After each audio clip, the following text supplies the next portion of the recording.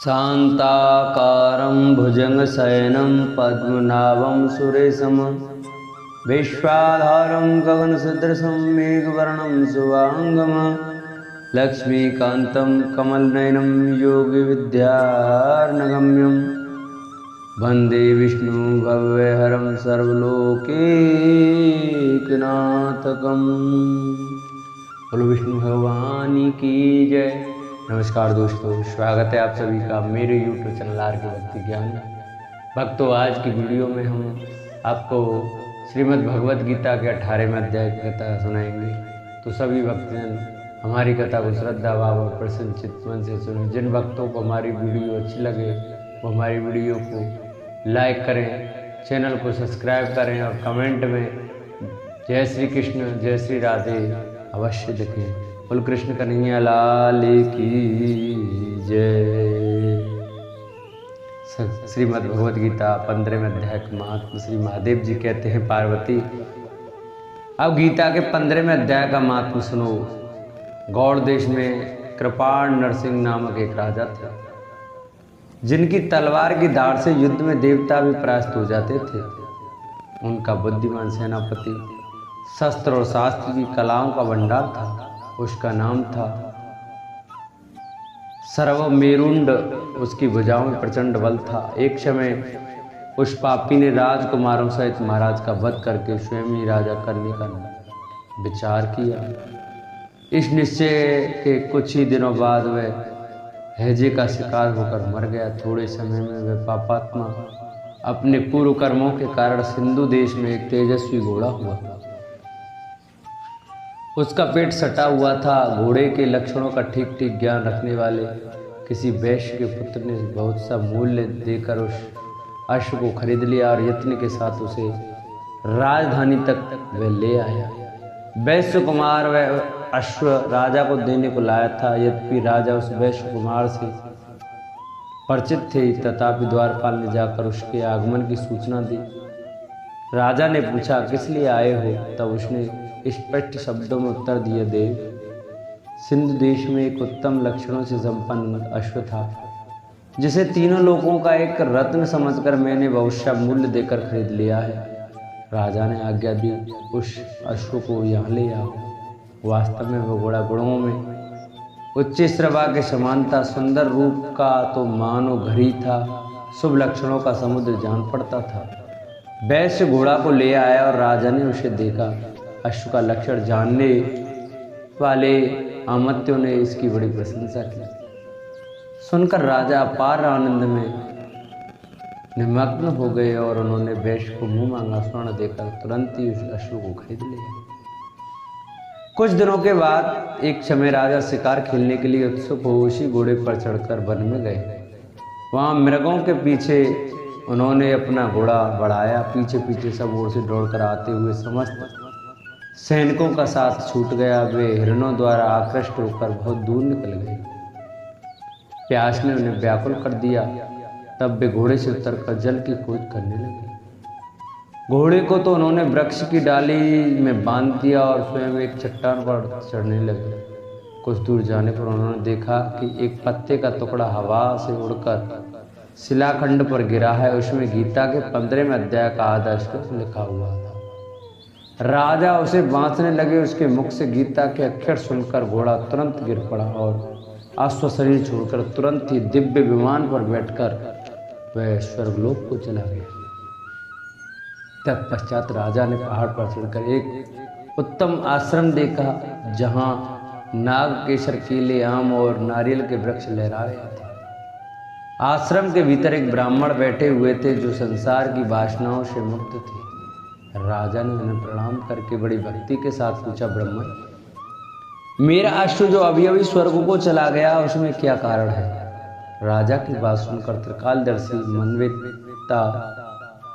मंत्रवेत्ता एवं महापुरुषों में श्रेष्ठ विष्णु शर्मा नामक ब्राह्मण ने कहा, राजन, पूर्व काल में तुम्हारे यहाँ जो सर्वमेरुंड नामक सेनापति था वह तुम्हें पुत्रों सहित मारकर स्वयं राज झड़प लेने को तैयार था। इसी बीच में हैजे का शिकार होकर वह मृत्यु को प्राप्त हो गया। उसके बाद उस पापी को उसी के पाप के कारण घोड़ा बनना पड़ा था। यहाँ कहीं गीते के 15वें अध्याय का आधा श्लोक लिखा मिल गया था, उसे ही तुमने बाँचने लगे, उसी को तुम्हारे मुख से सुनकर वह अश्व स्वर्ग को प्राप्त हुआ है। तदंतर राजा के पार्श्ववर्ती सैनिक उन्हें ढूंढते हुए वहाँ पहुँचे। उन सब के साथ ब्राह्मण को प्रणाम करके राजा प्रसन्नतापूर्वक वहाँ से चले गए और गीता के 15वें अध्याय के श्लोकों से अंकित उसी पत्र को वहाँ भांच कर प्रसन्न होने लगे। उसके नेत्र से खिल उठे थे। वह आकर उन्होंने मंत्रवेत्ता मनियों के साथ अपने पुत्र शिवल को राज्य से अवसर प्राप्त किया और स्वयं 15वें अध्याय के जब से विशुद्ध चित्त होकर मोक्ष को प्राप्त कर लिया। बोलो विष्णु भगवान की जय। श्रीमद् भगवद गीता की जय। अब हमको 15वें अध्याय की गीता की सार की कथा सुनी। श्री परमात्मा ने नमः। उसके उपरांत श्री कृष्ण भगवान फिर बोले कि हे अर्जुन, आदि पुरुष परमेश्वर स्वरूप मूल वाले और ब्रह्म स्वरूप मुख्य शाखा वाले जिस संसार पीपल के वृक्ष को अविनाशी कहते हैं तथा जिसके वेद पत्ते कहे गए हैं, उस संसार रूप वृक्ष को जो पुरुष मूल सहित तत्व से जानता है, वह वेद के तात्पर्य को जानने वाला है। हे अर्जुन, उस संसार वृक्ष की तीनों गुण रूप जल के द्वारा बढ़ी हुई एवं विषय भोग रूप कोपलों वाली देव, मनुष्य और त्रियक आदि योनि रूप शाखा नीचे और ऊपर सर्वत्र फैली हुई है तथा मनुष्य योनि में कर्मों के अनुसार बांधने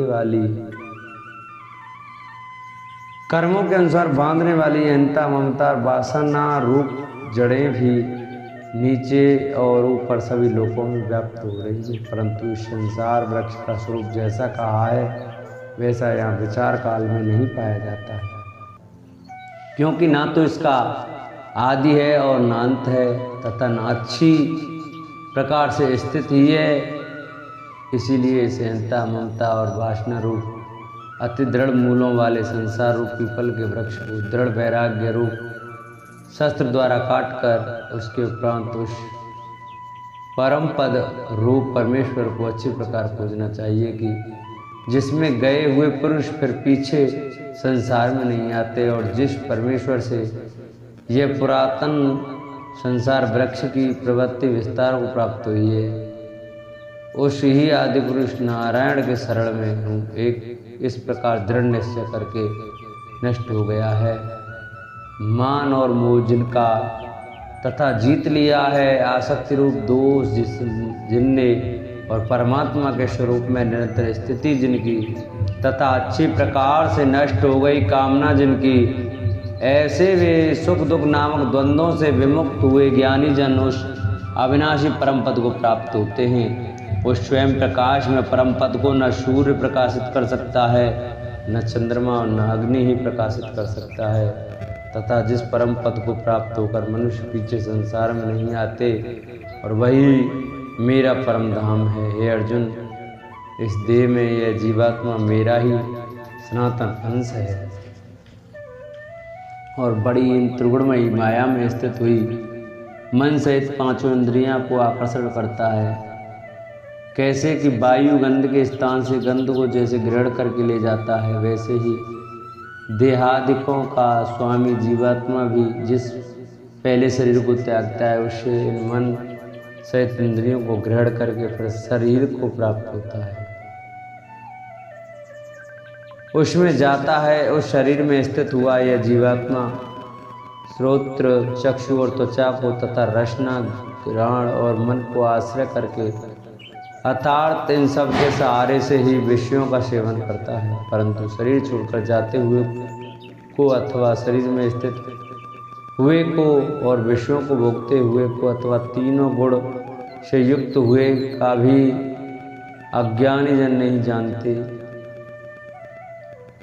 केवल ज्ञान रूप नेत्रों वाले ज्ञानी ही तत्व से जानते हैं, क्योंकि योगी जन भी अपने हृदय में स्थित हुए इस आत्मा को यत्न करते हुए ही तत्व से जानते हैं और जिन्होंने अपने अंतःकरण को शुद्ध नहीं किया है, ऐसे अज्ञानी जन तो यत्न करते हुए भी इस आत्मा को नहीं जानते हैं। हे अर्जुन, जो तेज सूर्य में स्थित हुआ संपूर्ण जगत को प्रकाशित करता है तथा जो तेज चंद्रमा में स्थित है और जो तेज अग्नि में स्थित है, उसको तू मेरा ही तेज जान, और मैं ही पृथ्वी में प्रवेश करके अपनी शक्ति से सब भूतों को धारण करता हूँ और रस स्वरूप अतार्थ अमृत में चंद्रमा होकर संपूर्ण औषधियों को अतार्थ वनस्पतियों को पुष्ट करता हूँ तथा मैं ही सब प्राणियों के शरीर में स्थित हुआ वैश्वानर अग्नि रूप होकर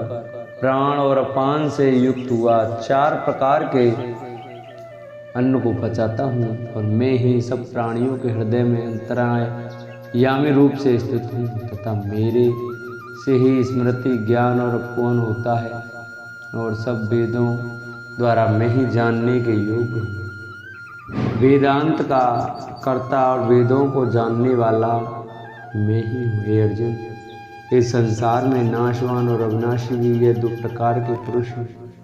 उनमें संपूर्ण भूत प्राणियों के शरीर तो नाशवान और जीवात्मा विनाशी कहा जाता है तथा उन दोनों से उत्तम पुरुष तो अन्य ही है कि जो तीनों लोकों में प्रवेश करके शव का धारण पोषण करता है। एवं अविनाशी परमेश्वर और परमात्मा ऐसे कहा गया है क्योंकि मैं नाशवान जड़ वर क्षेत्र से तो सर्वथा अतीत हूँ और माया से स्थित अविनाशी जीवात्मा से उत्तम है। इसलिए लोक में और वेद में भी पुरुषोत्तम नाम से प्रसिद्ध है।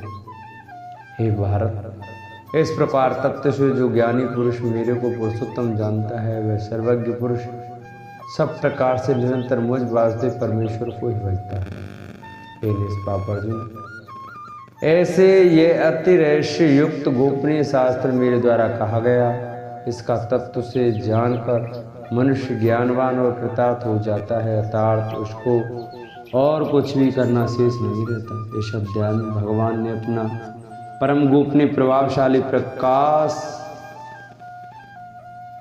प्रकार से कहा है। जो मनुष्य उस प्रकार से भगवान को सर्वोत्तम समझ लेता है, फिर उसका मन एक क्षण भी भगवान के चिंतन का त्याग नहीं कर सकता, क्योंकि जिस वस्तु को मनुष्य उत्तम समझता है उसी में उसका प्रेम होता है, और जिसमें प्रेम होता है उसी का चिंतन होता है।